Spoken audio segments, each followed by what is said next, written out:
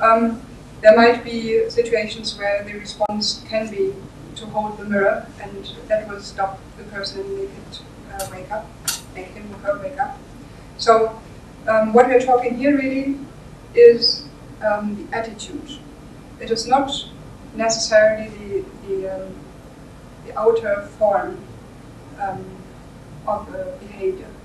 This is something we always get caught up with that when we start talking about emotions, because people think that being a good Buddhist means to be smiling all the time and never to show anger. You can have an angry expression if you know you're stopping someone from doing bad, for example. Okay. Anyway, this is getting too far.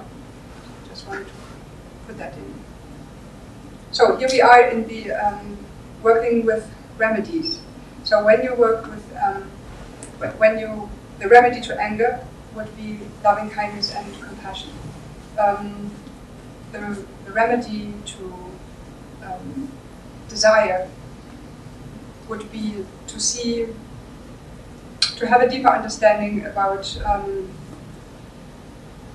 the fact that wanting more and more is not what is giving me happiness, but a more genuine way of experiencing happiness is not to wanting more for myself, but to be able to give.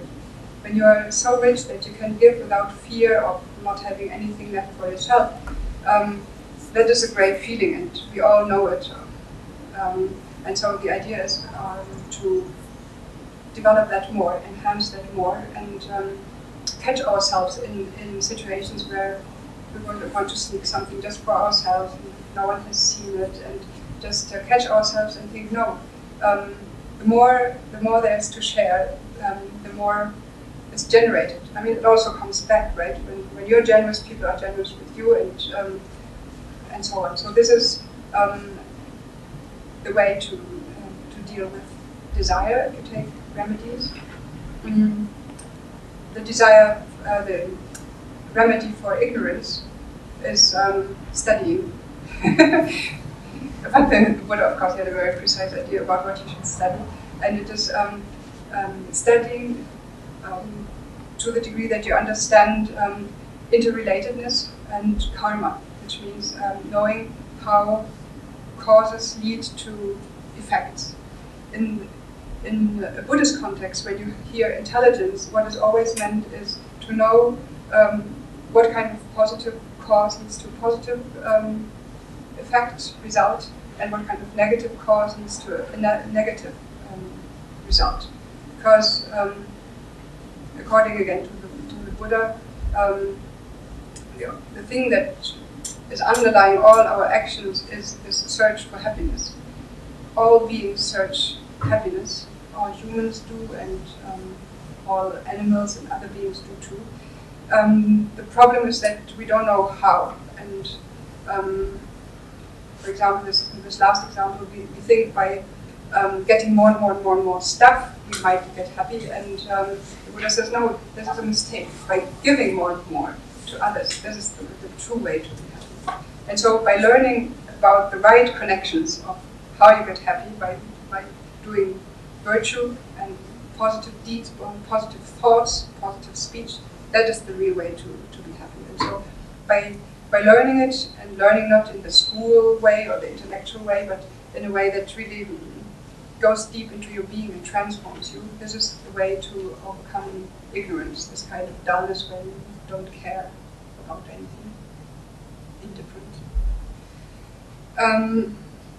So the remedy to pride would be to consider the equality of all beings. Pride is the sense of being superior, and then of allowing yourself to see that we are all sitting more or less in the same boat, all struggling with the same emotions, just to a greater or lesser degree, and that ultimately there is no foundation to feeling ourselves superior than the others. And you can do an exercise, just look around in this room and think, I'm no better, no worse than anyone here. We are all equal. And see just what that makes to the reaction, how that feels. These people are all as important as myself. And becoming acquainted with thoughts and feelings like this is a way to overcome pride, to work with pride. And jealousy in the Buddhist sense is maybe not exactly the jealousy we use in everyday talk. I think we use jealousy very often when it comes to relationships and being jealous of another woman or another man. In the Buddhist texts, jealousy is that plus envy, a sense of rivalry. It is very basically the inability to rejoice in the qualities of someone else. Yeah? So whenever you see someone being rich or someone being beautiful or intelligent, having this or that quality, and you cannot rejoice in it, but you feel kind of something not really nameable that falls in the category of jealousy. And this leads to an attitude where we always compare ourselves and want to position ourselves and have it an agenda in our mind, who's there, and this person that I had down here was praised by my teacher or my neighbor, then I get all upset and want.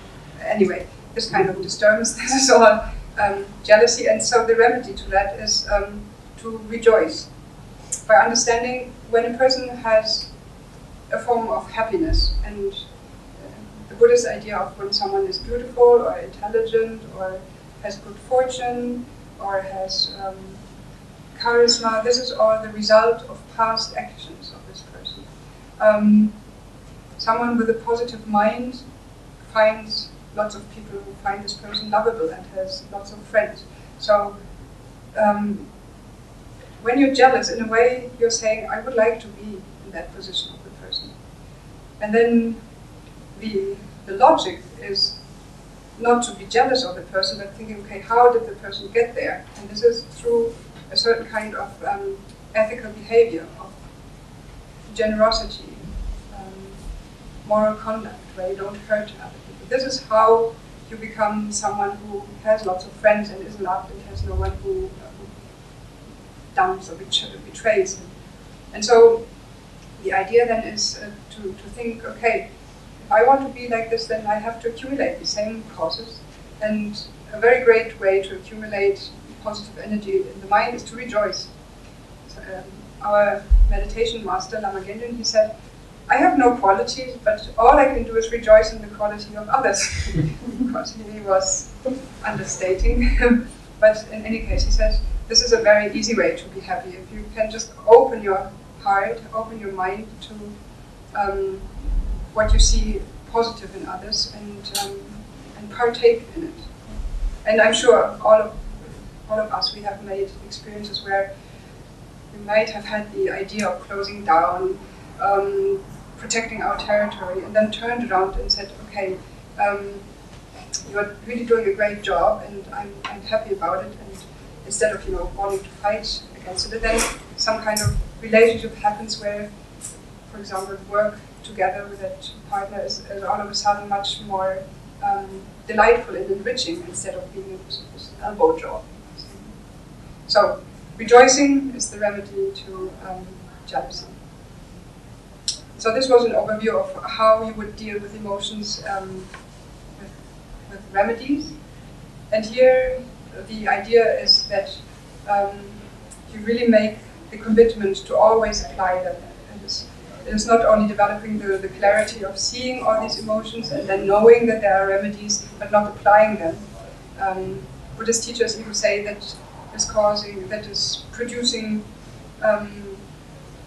another negative habit. When you have developed such a clear mind through meditation practice, where you see pretty well what is going on in your mind, and you can also recognize in others what kind of emotion goes on, and you know all the methods to work with it, but you don't. it develops a kind of arrogance.